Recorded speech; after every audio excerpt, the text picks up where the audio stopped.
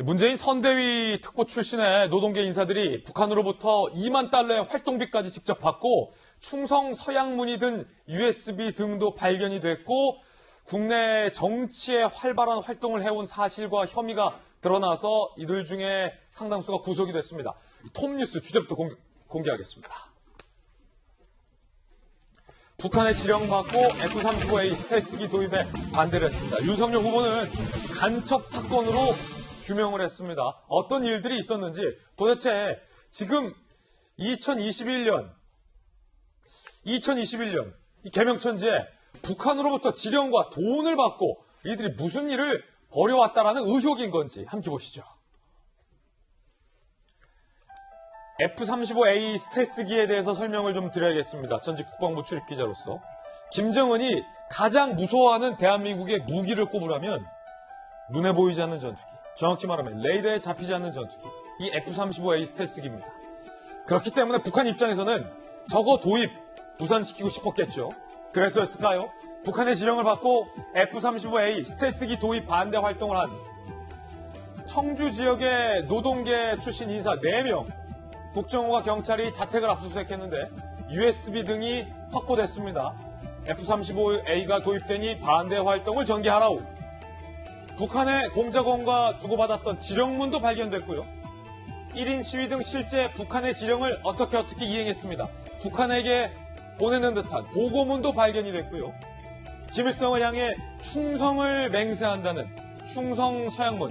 이 충성 서양문은 북한이 우리 측에 무장공비를 보낼 때나 발견될 법한 서양문과 유사하다고 합니다.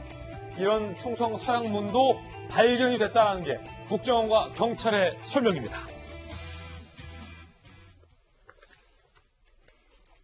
깜짝 놀라셨죠? 일단 이재명 기자. 일단은 혐의인데 그래도 구속됐고 국정원과 경찰이 함께 수사 중인 건데 충성. 아니 이 충성 서양문까지 발견됐다는 게 오늘 동아일보 단독 보도인 거죠? 그렇습니다. 지금 국정원과 검경의 수사 상황이다. 아직 재판 결과는 아니라는 점을 분명히 말씀드리면서 어쨌든 압수수색을 했고 그 4명의 집을 압수한 결과 USB를 확보했는데 그 USB를 보니까 그 안에 김일성 주석에 대한 충성 서양문이 있었고 또 북한의 지령문, 그 지령에 따라서 실행을 한 실행 보고서 이런 것들이 그 USB에 담겨 있었다는 거죠. 그리고 대표적인 활동이라는 게 조금 전 저희가 화면에 살펴본 것처럼 2019년도에 F-35A 미국 스텔스 전투기죠. 전투기 도입에 반대하는 활동을 했고 그때 실제 이번에 구속된 인물들이 1인 반대 시위 등을 했고 그 실행 보고서 등을 북한에 다시 보냈다. 이런 내용이 있는 거고요. 그리고 그 외에도 뭐 통일 묘목 보내기 운동이라든지 DMZ에서 평화 인간 띠 잇기 운동이라든지 이런 여러 가지 활동들을 했는데 그 활동들이 모두 북한의 지령에 따라 움직였다는 게 국정원의 그리고 검경의 수사 결과입니다. 물론 지금 이 구속된 인사들 그리고 4명이 구속영장을 신청했는데 3명 구속되고 1명은 이제 구속영장이 기각됐는데 이 4명은 국정원이 조작한 간첩 사건이다. 그리고 이들이 만났다는 2017년도에 처음으로 중국에서 북한 공작원을 만났다. 지금 이렇게 국정원을 밝히고 있는데 이 공작원도 뭐 가공의 인물이다 이렇게 주장을 하고 있는데 뭐 앞으로 재판 과정에서 굉장히 치열하게 다투겠지만 어쨌든 국정원은 관련 증거들을 확보했다. 지금 이렇게 밝히고 있습니다. 자, 지금 구속이 됐어요. 이들 중에 일부가 강력계 형사 출신에게 좀 물어봐야 될 것 같습니다. 박성호 변호사님, 이 간첩 의혹과 관련돼서는 상당히 중요한 게 북으로부터 받은 지령대로 이들이 충실하게 얼마만큼 실제 행동으로 옮겼는가가 굉장히 중요해요. 왜냐하면 북한에게서 돈만 받고 소위 북한에게 사기칠 수도 있으니까. 그런데 이들이 국정원 수사 내용에 따르면 경찰 수사 내용에 따르면 실제적으로 구체적으로 북한이 원하는 대로 행동을 했습니까?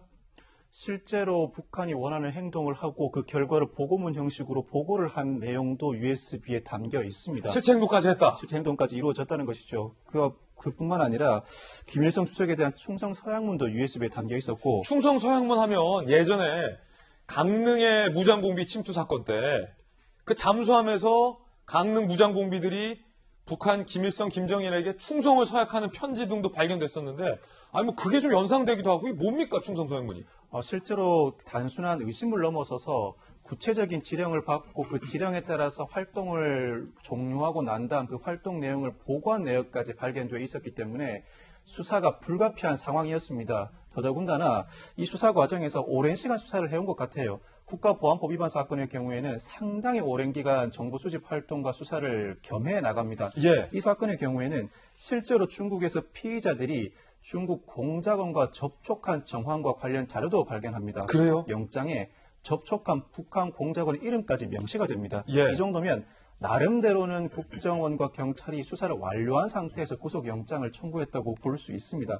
물론 피의자들은 국정원 등의 일방적인 주장이라고 주장하고 있습니다만은 결국 구속영장은 발행된 상황이고 법원에서도 일부 혐의는 상당히 인정된다고 판단한 상황이라고 평가할 수 있습니다. 야, 그렇다면 이제 구체적인 재판과 기소 여부까지 좀 체크를 해봐야겠습니다만 국정원과 경찰 상황에서는 상당한 어떤 증거까지 확보하고 있다는 얘기로 들리는데 이들이 북한 요원과 어떻게 접촉했고 어떻게 지령을 받았다는 건지 특히 활동 자금 명목이라는 그 2만 달러를 국정원의 설명대로 하면 어떻게 받았던 건지 구체적으로 살펴보시죠. 국정원 북지령 구체적 활동. 피의자 A씨는 2018년 중국으로 갑니다. 국정원에 따르면 중국의 대형마트에 사물함에서 2만 달러 현금 2만 달러를 받아옵니다. 한 3천만 원 조금 안 되는 돈이죠. 거액입니다. 피의자 B씨는 2017년 중국의 택시 안에서 북한의 공작원을 만납니다. 한국에서 북한의 노선에 동조하는 지하 조직을 결성하라 라는 지령을 직접 받았다. 중국의 현지 식당, 유명 커피숍의 야외 테라스 등에서 북한의 공작원과 수차례 접촉을 했다. 국정원은 이 북한 요원과 이들이 접촉하는 장면을 찍은 사진, 이 증거 사진을 제시했다고 합니다. 일당 4명 중 3명은 국가보안법 위반 간첩 혐의로 구속 조사를 받고 있는 그런 상황입니다. 청와대에 계셨던 두 분께도 의견 물어봐야겠습니다. 이명박 정부와 노무현 정부 때 계셨잖아요. 자, 먼저 박정화 전 대변인. 예전에는 암흑한 시기 때는 당신 간첩이지! 라고 막 간첩으로 몰고 갔던 사건도 있었잖아요. 이게 혹시 그런 건 아닌가요? 제가 볼 때는 뭐 그렇지 않은 것 같아요. 일단 수사를 굉장히 오랫동안 했고, 지금 저희가 보는 것처럼 구체적인 사진도 있고, 그 다음에 활동비를 받았던 흔적, 그리고, 보고서까지 올라간, 보고서까지 나온 걸로 보면 저는 우리가 그냥 과거에 남북 간 긴장 모드를 조성하기 위해서 정치적 목적을 달성하기 위해서 간첩 조작 사건하고 이렇게 몰아갔던 거하고는 전혀 차원이 다른 것 같다. 그리고 굉장히 지금 현재는 조사가 좀 더 진행이 돼야 되지만 4명 중에 3명이 지금 구속된 상태에서 조사를 받고 있는 상황인데 좀 더 조사가 있어야겠지만 충분한 개연성이 있기 때문에 영장이 발부가 돼서 조사를 하고 있는 거니까 우리 저희가 측 생각하고 있는 거랑 다르다 예. 저는 보여집니다. 청와대에 계셨으니까 우리 측 국정원 요원들이 사실은 전 세계에 있잖아요.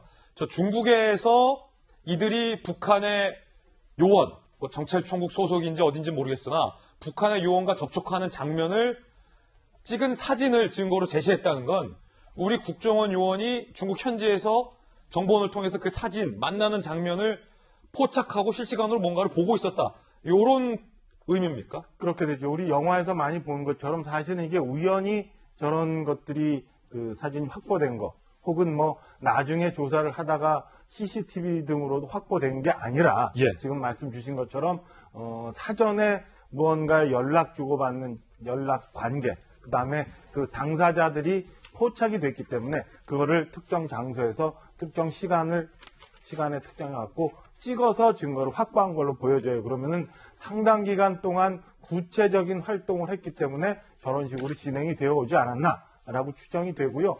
글쎄 얼마나 많은 이런 사람들이 국내에서 활동을 하고 있는지 혹은 중국 같은 제3국에서 남북 간에 저런 접촉들이 있는지 저는 좀 굉장히 우려스럽고 걱정스러운 상황이라고 생각이 듭니다.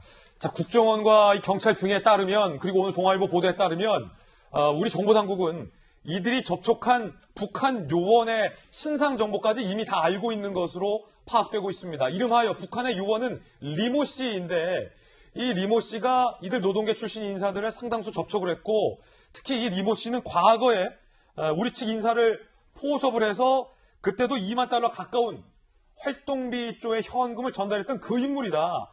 라고 현재 정보 당국이 특정하고 있는 것으로 알려지고 있는데, 자, 노무현 정부 때 청와대에 계셨잖아요. 전재수 의원님. 네. 이 정도면 이 국정원의 수사 결과의 신빙성에 대해서 어떻게 파악할 수 있습니까? 이 북한 요원 리모 씨라 이런 것도 특정이 되었다면. 예, 일단은 뭐 재판 결과를 봐야 되겠죠. 그렇죠. 예, 지금은 이제 수사기관은 어떻든 이제 기소를 하기 위해서 일단은 수사를 했고 이제 재판 결과를 통해서 이제 결과가 나타날 거고 만약에 저것이 사실이라면 저는 이게 북한의 대남 공작이라는 것이 굉장히 가성비 떨어지는 활동을 하고 있다.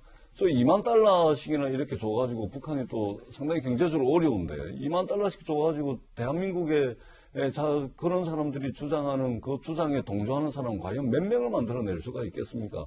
요즘 흔한 이야기로 이제 가성비 굉장히 떨어지는 그런 이제 활동을 하고 있는 것이죠. 우리 모두는 지금 21세기에 살고 있습니다. 그리고 대한민국은 민주공화국의 지위를 확고하게 하면서 세계적으로도 이제 G8 넘어가지고 G7, G5로 나아가는 그런 글로벌 선도국가로 나아가고 있는데, 과연 저런 이제 60, 70년대의 주체사상이라든지 또는 산업혁명 초기의 칼막스와 같은 이 뭐 노동자 계급 혁명론이라든지 이런 것에 사로잡혀 있는 네. 분들이 21세기에도 존재한다는 것이 저는 이제 굉장히 황당하고, 의아한 생각이 듭니다. 어떻든, 한국에서 우리 대한민국에서 과연 저런 활동을 통해 가지고 주체 사상에 동조하는 그런 우리나라 국민들을 과연 몇 명이나 네. 동조 세력을 만들 수 있을까 굉장히 의문스럽다는 생각이 들고 이미 북한과의 체제 경쟁은 끝이 났습니다. 우리가 추구하고 있는 가치, 우리가 추구하고 있는 민주주의라는 것이 이미 압도적으로 경쟁에서 승리를 한 것이기 때문에 저러한 활동은 뭐 몇몇 이렇게 뭐 가능할지는 몰라도 우리 사회에서 이제 발붙이기는 어려운 그런 것으로 저는 생각을 합니다.